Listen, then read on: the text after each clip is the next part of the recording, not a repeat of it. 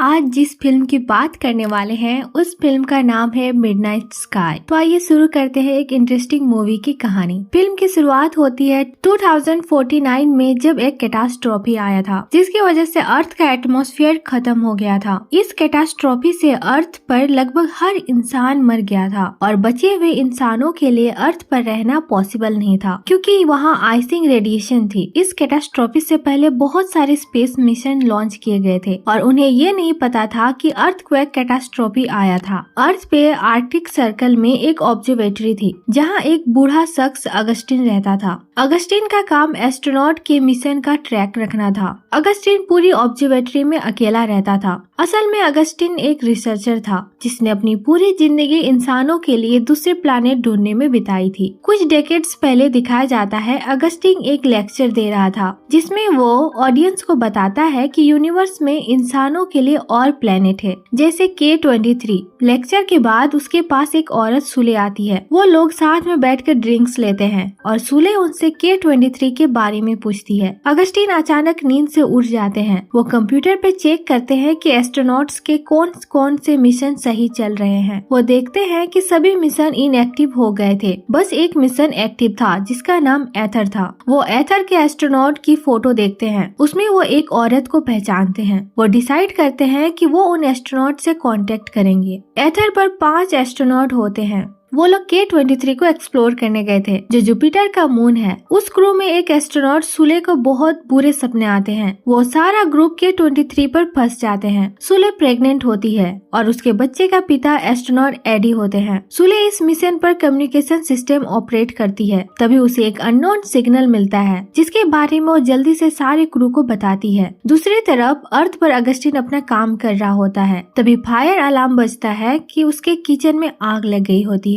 वो उस आग को बुझाता है और थक जाने की वजह से किचन फ्लोर पर बैठ जाता है कि तभी वो देखता है कि उसके सिंक के नीचे एक छोटी लड़की छुपी हुई थी। वो उसे देखकर हैरान होता है क्योंकि बचे हुए इंसानों को अर्थ से रेस्क्यू कर दिया गया था, पर ये बेचारी लड़की पीछे रह गई थी। अगस्टिन रेस्क्यू टीम को कॉल करने की कोशिश करता है पर उसका कोई जवाब नहीं मिलता। अगस्टिन उस लड़की के लिए डिनर बनाता है और वो लड़की उसके लिए एक आइरिस फ्लावर ड्रॉ करती है। अगस्टिन को समझ आता है कि वो उसे अपना नाम बता रही है। उस लड़की का नाम आइरिस होता है। इसके बाद अगस्टिन एथर के साथ कम्युनिकेशन करने की कोशिश करता है पर वो फेल हो जाता है।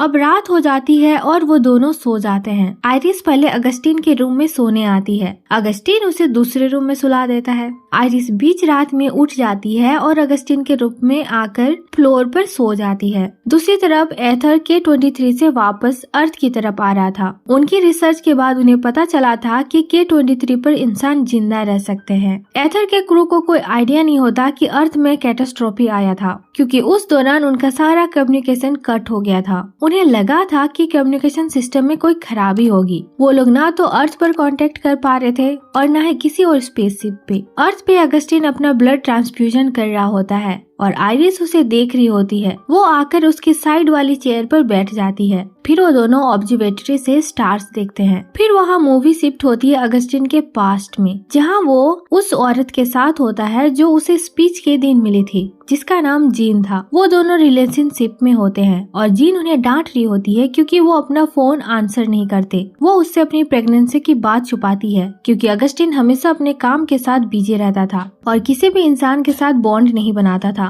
मूवी फिर शिफ्ट होती है प्रेजेंट में। अगस्टिन ऑब्जर्वेटरी से बाहर आकर कम्युनिकेशन एंटेना चेक करता है। वो देखता है कि वहाँ बहुत सारी बर्ड्स की बॉडीज पड़ी है जिसका मतलब ये था कि एटमॉस्फेयर बहुत तेजी से खत्म हो रहा है। एंटेना देखने के बाद अगस्टिन को समझ आता है कि उसकी ऑब्जर्वेटरी का एंटेना स्ट्रॉन्ग नहीं है। लेक हैसन जिसके पास एक वेदर स्टेशन था जिसका एंटेना बहुत स्ट्रॉन्ग था, उससे वो एथर से कनेक्ट कर सकता था। अगस्टिन डिसाइड करता है कि वो लेक हैसन जाएगा लेकिन बाहर बर्फीला तूफान था इसलिए वो खुद को और आइरिस को बहुत कपड़े पहनाता है और दोनों मास्क और गोगल्स पहन के जेट स्की पर लेक हैसन की तरफ निकल जाते हैं। दूसरी तरफ एथर स्पेस शिप्स में अचानक से अलार्म बजने लगता है। उनका शिप अपने रूट से हट गया होता होता है। उन्हें अर्थ पर वापस जाने के लिए एथर को वापस कोर्स पर लाना होगा। वो K-23 के सिग्नल यूज करते हैं और शिप को स्टेबलाइज करते हैं। अगस्टिन और आइरिस एक रात टेंट में बिताते हैं और अगले दिन फिर से लेक की तरफ निकल जाते हैं। उन्हें रास्ते में एक क्रैश हुआ प्लेन दिखता है। वो देखते हैं कि वहाँ एक लड़के की डेड बॉडी होती है। अगस्टिन आइरिस को कहता है कि वो प्लेन के पास न आए। खुद अगस्टिन प्लेन के अंदर जाकर चेक करता है। वहाँ अचानक से एक आदमी अगस्टिन की टांग पकड़ लेता है। उस आदमी की हालत बहुत बुरी थी।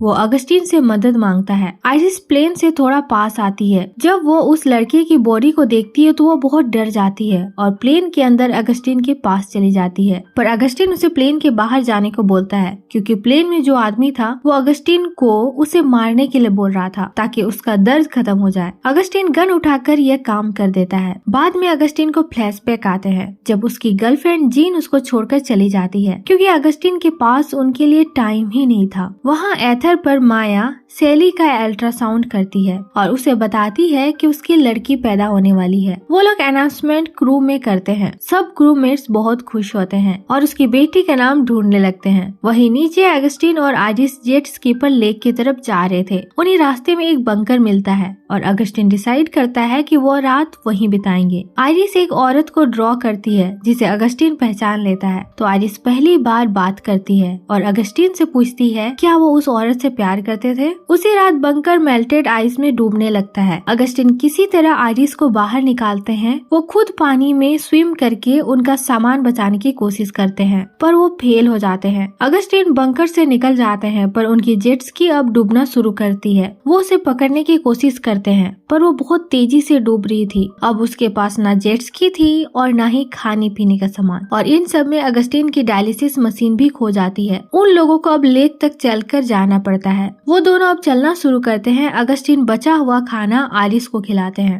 रास्ते में बहुत भयानक बर्फीला तूफान आता है और उन्हें कुछ नजर नहीं आ रहा था और तभी उन्हें कुछ भेड़िए घेर लेते हैं और अगस्टिन उन्हें शूट करता है पर इस सब के चक्कर में आइरिस खो जाती है। वो आइरिस को ढूंढने लगता है और जोर जोर से आइरिस का नाम पुकारता है पर उसे कोई जवाब नहीं मिलता। वो हार मानकर एक बर्फ पर बैठ जाता है। उसी टाइम उसे जीन का एक विजन आता है और जब जीन उसकी तरफ आगे आती है अगस्टिन नोटिस करता है कि वो उसका विजन नहीं बल्कि आइरिस थी और वो उसे जोर से गले लगाता है और वो दोनों फिर से चलना शुरू करते हैं। अगले दिन अगस्टिन और आइरिस उनके वेदर स्टेशन पर पहुंच जाते हैं और एथर से कम्युनिकेशन करने की कोशिश करता है।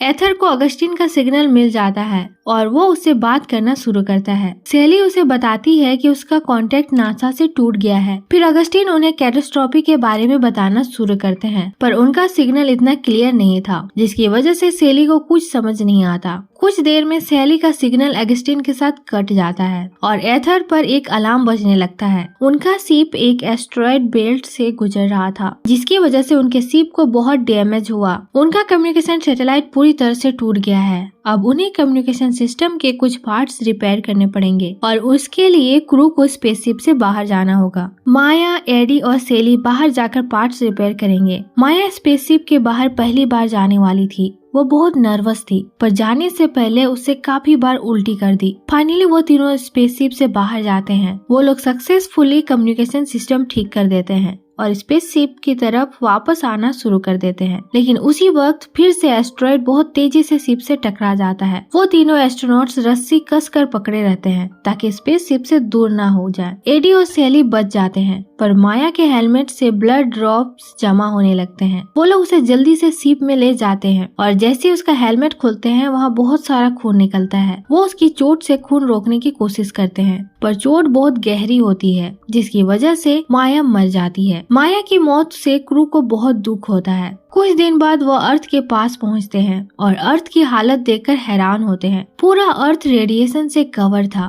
सेली जल्दी से अगस्टिन से वापस कनेक्ट होती है। अगस्टिन उन्हें कैटास्ट्रॉफी के बारे में बताता है। वो उन्हें बोलता है कि वो लोग अर्थ पर लैंड नहीं कर पाएंगे और पूरी स्पेस में बस वही क्रू जिंदा है और अगर उन्हें जिंदा रहना है तो उन्हें जुपिटर के मून K-23 पर वापस जाना होगा। क्रू में से एक एस्ट्रोनॉट टॉम वापस जाने की नहीं मानता। वो बोलता है कि उन्हें अपनी फैमिली को अर्थ पर ढूंढना है। वो एडी से परमिशन मांगते हैं एक पॉड लेने के लिए जिससे वो अर्थ पर लैंड होंगे और अपनी वाइफ और बच्चों को ढूंढेंगे। एडी उन्हें परमिशन दे देता है। इसके बाद एक और क्रूमेट मिशेल डिसाइड करता है वो अर्थ पर जाकर माया की बॉडी उसकी फैमिली को दे देगा। टॉम और मिशेल पॉड्स में वापस चले जाते हैं। सैली अगस्टीन को बताती है कि 2 क्रूमेट्स अर्थ की तरफ निकल चुके हैं। वो और एडी K-23 की तरफ जाएंगे। उसे ये भी बोलती है कि वो उनकी बहुत बड़ी फैन है और उससे हमेशा दुख रहेगा कि वो उससे कभी नहीं मिल पाई। अगस्टीन सैली से उसका नाम पूछता है और वो बताती है कि उसका नाम आइरिस है। वो बताती है कि उसकी माँ जीन उन्हें जानती थी क्योंकि अगस्टीन ने उन्हें मून रॉक दिया था। अगस्टीन को समझ आता है कि यह उसी की बेटी आइरिस सेल्विन है, पर वो ये नहीं बताता। फिर उसे समझ आता है कि जो आइरिस अगस्टीन के साथ अर्थ पर थी वो उसका हेलिसिनेशन था। इसके बाद आइरिस और एडी का स्पेसशिप कम्युनिकेशन ब्लैकआउट के एरिया में चला जाता है और आइरिस का कनेक्शन अपने पिता के साथ कट हो जाता है। इसके बाद एडी और आइरिस K-23 की तरफ जाते हैं ताकि वो ह्यूमन सिविलाइजेशन फिर से शुरू कर सके और मूवी यहीं पर खत्म हो जाती है। आपको ये वीडियो देखकर कैसा लगा? और अगर अच्छा लगा तो प्लीज हमारे चैनल को लाइक, शेयर और सब्सक्राइब जरूर करें। Thanks for watching.